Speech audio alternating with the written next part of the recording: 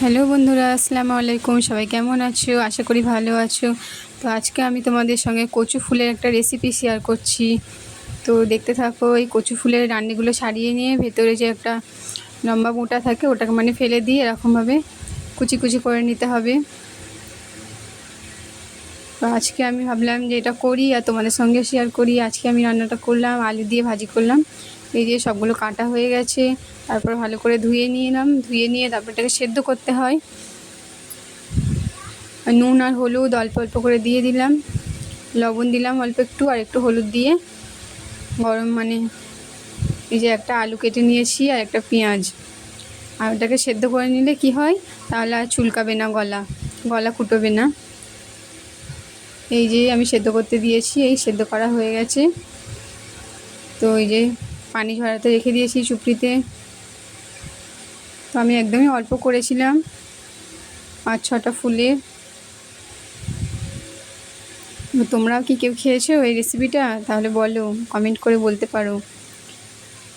আর এই যে পেঁয়াজ কেটে তেলের মধ্যে দিয়ে দিয়েছি, তারপর একটু আদা রসুন দেবো প্রথমেই।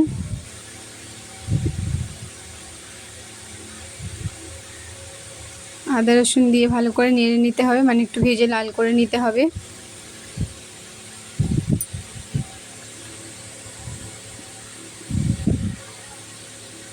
এই যে হয়ে এসছে। তারপর মশলা দিতে হবে, আর তখন লবণ দিয়ে সেদ্ধ করেছিলাম, তাই জন্য অল্প লবণ দিয়েছি। আর জিরে গুঁড়ো দিলাম, ধনে জিরে গুঁড়ো দিলাম। এই যে লবণটা একটু অল্প দিয়েছিলাম, তখন লবণ দিয়ে সেদ্ধ করেছি, ওই কারণে একটু কমই দিলাম।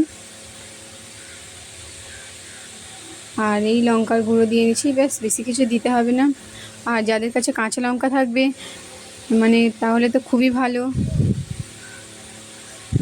কাঁচা লঙ্কা দিলে স্বাদটা আরও বেশি ভালো লাগে।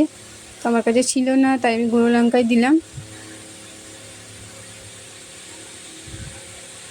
এই যে সেদ্ধ করে জল ঝরাতে দিয়েছিলাম, তারপর এতে রেখে দিলাম, দিয়ে ভাজি করে নিচ্ছি। আর একটা মিডিয়াম সাইজের ছোট আলু কুচিয়ে নিয়েছিলাম, সে আলুটাও দিয়ে দেবো এর মধ্যে। ব্যাস, আর এই তেলের মধ্যেই, আর একটুও জল দিলে হবে না, এর মধ্যে ভাজিটা হয়ে যাবে। তারপর দেখবে কি টেস্টি হয়।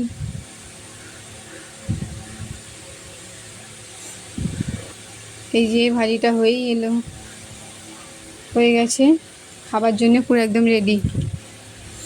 তো কেমন হয়েছে দেখো। আর এই ভিডিওটার সঙ্গে আমার আরেকটা ভিডিও ছিল, ওটা আমি অ্যাড করে দিলাম। এই যে করেলাটাকেও নুন দিয়ে ভিজিয়ে রাখতে হয়। ভিজিয়ে রাখলে কি হয়, এই যে তেতো ভাবটা আছে, তেতো ভাবটা কেটে যায়, তেতোটা অনেকটাই কেটে যায় নুন দিয়ে ভিজিয়ে রাখার পর। এই যে 3টে করেলা নিয়েছিলাম। আজকে করছি এই করেলা দিয়ে মাছের ডিমের রেসিপি, করেলা আর মাছের ডিম ভাজি। আলু কেটে নিয়েছিলাম একটা, আর এই পেঁয়াজ তেলের সঙ্গে দিয়ে দিলাম। কাঁচা লঙ্কা কোনো তরকারিতে দিলেই না আমার খুব ভালো লাগে কাঁচা লঙ্কাটা। কাঁচা লঙ্কা দিলে তরকারির স্বাদটা অনেক ভালো লাগে, সেন্ট হয়।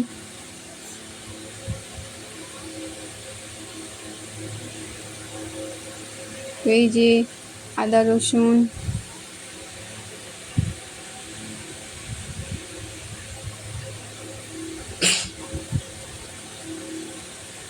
আর ধনে জিরে গুঁড়ো সব দিয়ে দিলাম, ধনে জিরে মরিচের গুঁড়ো, আদা রসুন, হলুদ গুঁড়ো, লঙ্কার গুঁড়ো আর লবণ। ব্যাস, এইগুলোই লাগবে, আর কিছু লাগবে না।